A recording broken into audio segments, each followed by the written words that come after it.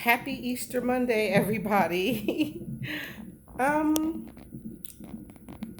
I'm gonna give you one solid guess as to where I am on this beautiful Easter Monday, April 5th, 2021. If your guess is a luxury spa resort, you're incorrect. If your guess is chilling at home in my bed, surrounded by the things that I love, you'd be incorrect. And if your guess is um, in labor and delivery at a local hospital, which is not the hospital of my choice or my current doctor, then you'd be correct. So I had said I wanted to do more updates, and just the way life is set up, my updates just weren't coming as frequently as I wanted them to. But that didn't mean I wanted to be shut down and forced into bed rest in order to be bored into submission enough to make videos.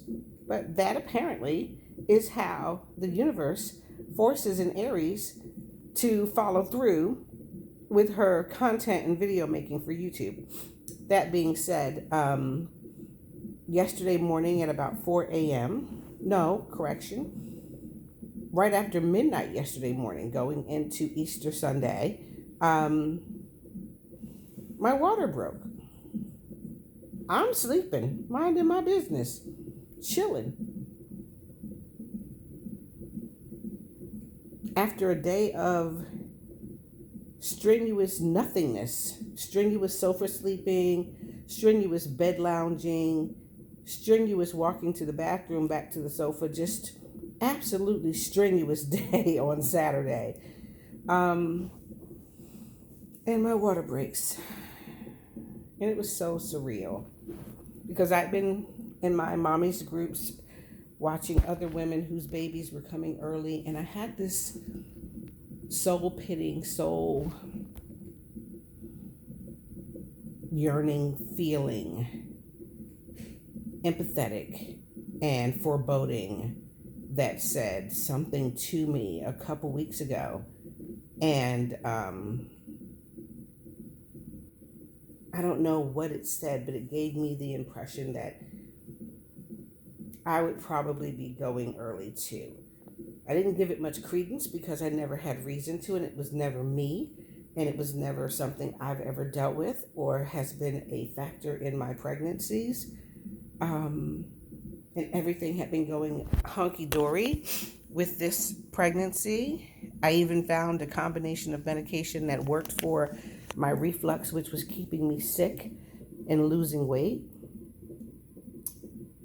So it was surprising. And so I get to the hospital because calling my doctor was like an exercise in what the fuck do you pay him for? Because how do you call a doctor's office, even if it is a Sunday and a holiday night, and not get an answering service? And you do that 3 times over the course of 45 minutes. So what did I do? I had to rely on handy dandy Google to do a search for hospitals near me with the best tier 3 neonatal intensive care units, because all things considered, that's probably in my immediate future. All in all, though, we're doing okay, more than okay. I still have a good amount of fluid that is producing and retaining within my uterus. We don't know why my water's broke. They say sometimes it just happens. He's growing really, really well for my gestational age. He's doing all the things and showing all the signs that they want to see from him at this stage.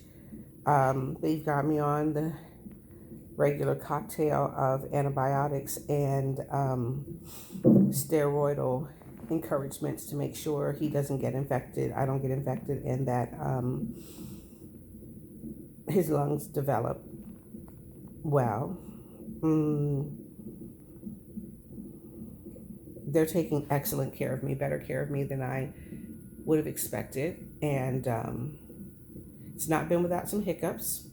It's not been without some ironclad digging my heels in, definitive no means no, body autonomy, medical decision making on my part. But I've decided to pretend to let them do their jobs, and I'm going to do mine, and just cross bridges as we get to them, and just, try to make the best of this experience. My husband and I have been, concerned since I got here, but concerned for totally different reasons and different things. And I know that makes no sense to you, but he's a husband and I'm a wife. And so we're going to be concerned about similar issues, but in different ways. And I worry about him, but he's been an anchor in a rock, and he's in a good place now about everything. He was so worried, and I worry when he worries. And I'm okay. I just don't want baby coming for another month. I mean, I would rather sit here in this hospital for a month and just let him bake. And so they're saying 48 hours is like the first mile marker. If I don't go into labor in 48 hours, then we'll probably make it a week. And if I don't go in within a week, and no other issues like my fluid keeps high and his heart rate is strong and he's not showing distress, and there's no sign of infection, then that week will turn into 2. And that's where we get tricky, because they want to do a C-section in 2 weeks if I'm not already in labor or dilated or headed that way. But they won't induce me because I've had a cesarean 26 years ago, but 2 subsequent VBACs, and hospitals don't want to do VBACs. So we had a bit of an argument, myself and 2 doctors, because I'm like, listen, if he's healthy and he's not distressed and he's not infected, and I'm healthy and I'm not distressed and I'm not infected, and I haven't started labor, and there's no medical necessity for our life saving or, his health preservation, I'm not going to consent to you giving me a C-section. So that was the first round of conversation. Second round of conversation was they tried to use fear tactics.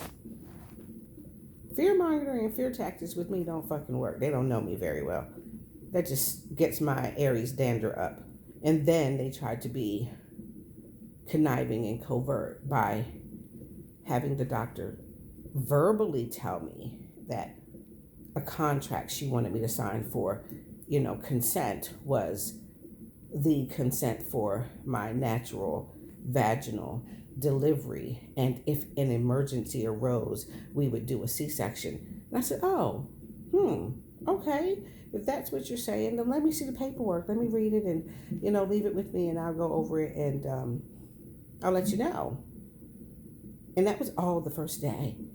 And she was like, oh, well, this is our version of a natural vaginal consent. So when I took the paperwork and I read it, there was nothing on that paperwork that said natural vaginal labor and delivery. Everything on there said interventions, episiotomy, anesthesia, medication, cesarean section, forceps vacuum, every intervention known to man. Nothing said vaginal or natural. So I told her, I said, I'm not going to be able to sign this one. Leave it with me. I'll run it over with my doula and my attorney, but I'm telling you now, I'm not consenting to this. Oh, well, if something happens and you're not able to sign the consent forms at the time we need you to do it, if there's an emergency, then you won't be able to sign them. I said, well, that's what I have a husband for, and he's going to discern what's best for me and baby. So she left and came back 5 minutes later. Well, can I have that form back? Because I had already signed it and stamped it and dated it, assuming you were just going to go ahead and sign it. Why would you do it? Why would you assume I would sign something without reading it on your say-so? And it's because they're used to bulldozing and bullying and finessing, as the young people say, these women who are not necessarily as versed or experienced into positions of servitude where their bodies are concerned. So they got all sorts of fun notes in my ledger right now about me. And then she says, "Oh, well, we talked to your perinatologist, and your perinatologist is completely on board with, our plan for you." Well, that's your plan for me. That's not my plan for me. And I don't care how on board he is. I don't like him anyway. And we have issues in the first, second, and third place. So him liking something that you agree to because you all are colleagues has nothing to do with my body autonomy and my medical autonomy. And you do know that no is a complete sentence. So if I do not agree to something, harassing me and continuing to badger me is bullying, battery, and assault. And the way my legal is set up, let's just not have that conversation. Let's just wait until we get to those bridges. So they have slowly dialed back a bit, and a couple of my nurses who have been amazing medical worker staff. I've had great technicians, great dietary technicians, great nurses, great practitioners, great Nicu reps, amazing. And they all say the same thing. We're here to advocate for you, and we love the fact that you are drawing your boundaries, but being flexible enough to know that if they have to change, they will, but not letting them bulldoze you into corners.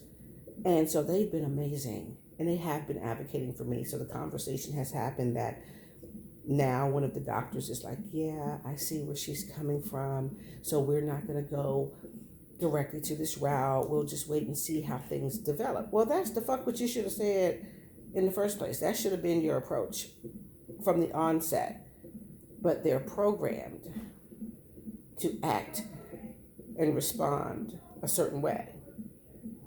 And it's usually never to the benefit of their patient until the patient advocates for themselves. But all in all, my experiences have been amazing. I was told that, maybe things happen. Well, all things happen for reasons. And I get with that, but that's usually a cliche statement. But I'm trying to dig deeper into it.